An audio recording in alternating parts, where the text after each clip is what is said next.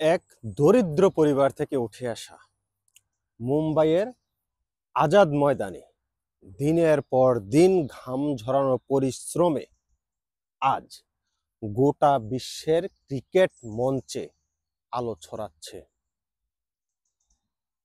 এমন এক ক্রিকেটার যাকে প্রতিটা ফরম্যাটেই আলাদা আলাদা ভিন্ন ভিন্ন রূপে ব্যাট করতে দেখা যায় এবং ক্রিকেট বিশ্বে প্রতিটা ফরম্যাটেই তার নাম সে রঙিন করেছে।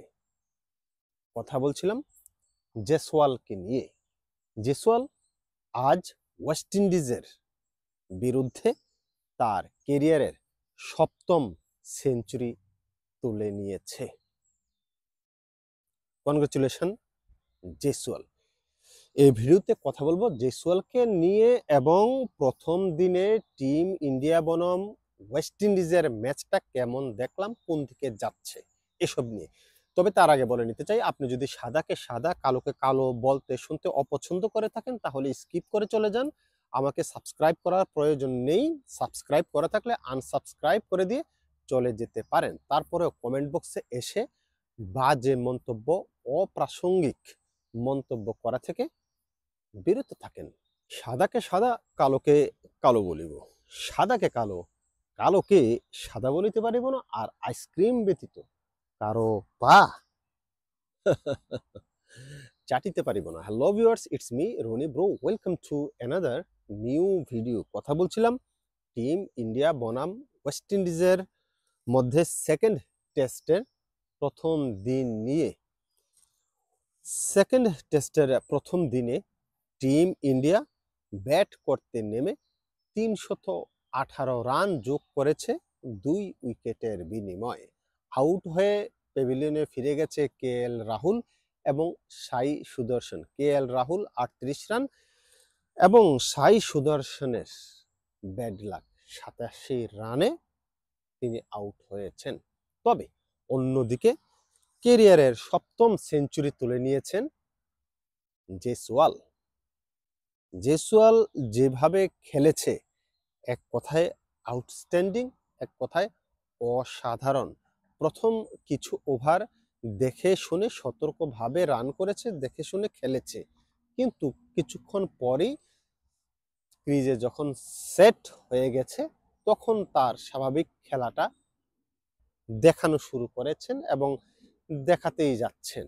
এখন পর্যন্ত দিনের শেষ জেসওয়াল রয়েছে 173 রানে অপরাজিত। তার সাথে ক্রিজে আছেন শুভমন গিল 20 রান নিয়ে। দেখেন, ওয়েস্ট ইন্ডিজ আর টিম ইন্ডিয়ার মধ্যে তফাৎ আছে। হ্যাঁ, এটার শক্তিমত্তার বিচারে অনেক বেশি তফাৎ।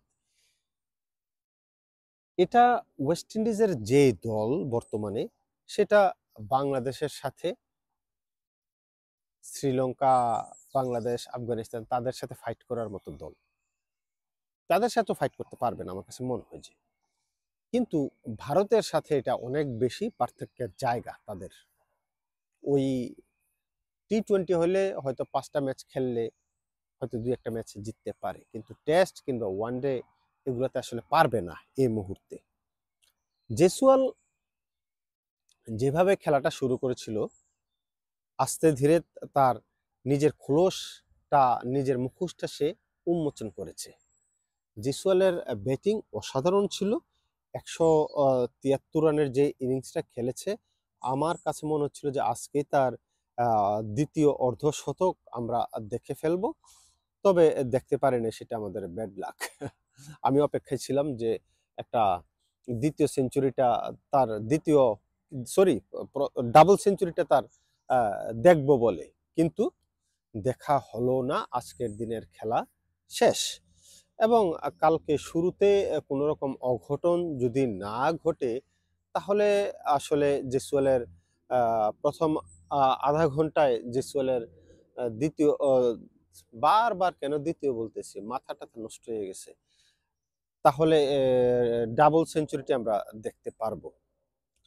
এনিওয়ে টিম ইন্ডিয়া যেভাবে খেলছে প্রথম দিন মাত্র, এইখানে আসলে কিছু বলার থাকে না প্রথম দিন শেষে, কারণ টেস্ট ম্যাচ তো ক্ষণে ক্ষণেই রং বদলায়। তবে যেভাবে টিম ইন্ডিয়া যাচ্ছে একদিনে, যেহেতু 90 ওভারে, যেহেতু আপনার 318 সম্ভবত, না 318 করে ফেলছে। কালকের দিনে টিম ইন্ডিয়ার কি প্ল্যান হয় সেটার উপর আসলে ডিপেন্ড করে স্কোরটা কোথায় গিয়ে থামবে।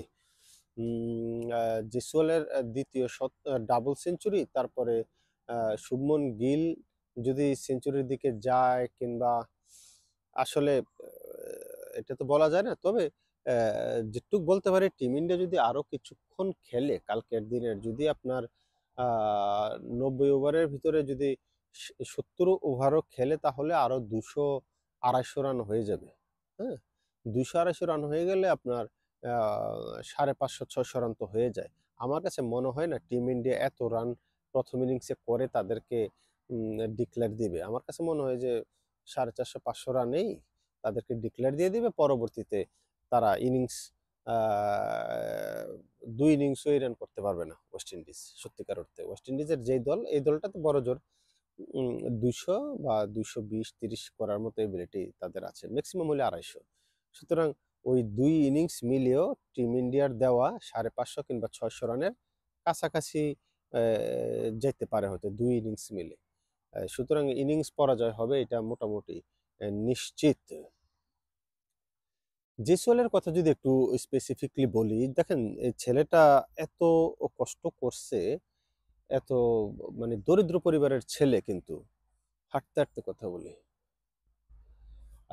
দরিদ্র পরিবারের ছেলে কিন্তু জেসওয়াল। হ্যাঁ, খুব টাকা পয়সা যে ছিল তাকে প্র্যাকটিস করানোর জন্য তার বাবা মা তাকে যে অনেক বেশি কিছু হেল্প করতে পেরেছে তা কিন্তু না। দোকানে কাজ করতো আমি যতটুকু জানি, সেখান থেকে তার ক্রিকেটার হয়ে ওঠা। আহ, যে আজিজ ময়দানে যে মুম্বাইয়ের যেই সারাদিন কষ্ট করছে, সেই কষ্টের পরিশ্রমের রেজাল্ট কিন্তু সে পাচ্ছে। এটা এই রান কিন্তু এমনি এমনিতে আসে না। একটা ব্যাটসম্যান বা একজন ক্রিকেটার হইতে গেলে তার যে পরিমাণ পরিশ্রম আসলে করতে হয়, সেটা আসলে এক কথায় অনেক অনেক অনেক কষ্ট করতে হয়। এবং সেই কষ্টটা যদি আপনি রেজাল্ট পান দিন শেষে, তাহলে আসলে আপনার ভালো লাগে। কারণ দিন শেষে যদি আপনি রেজাল্ট না আসে, তাহলে আসলে কোনো কষ্টেরই কোনো দাম নেই। তো জেসওয়াল যেই কষ্ট আসলে করেছে, সেই কষ্টের রেজাল্ট সে পাচ্ছে। এবং তাকে যেভাবে গাইড করেছে বিসিসিআই, ভারতীয় ক্রিকেট বোর্ড, অবশ্যই কৃতিত্ব দিতে হবে। এই ধরনের প্লেয়ার 21 বছর সম্ভবত, 21 বছরের ভিতরে তার এই যে 7টা সেঞ্চুরি, অসাধারণ এক কথায়। জেসওয়ালের মতো ব্যাটসম্যান আসলে অসাধারণ এত অল্প বয়সে।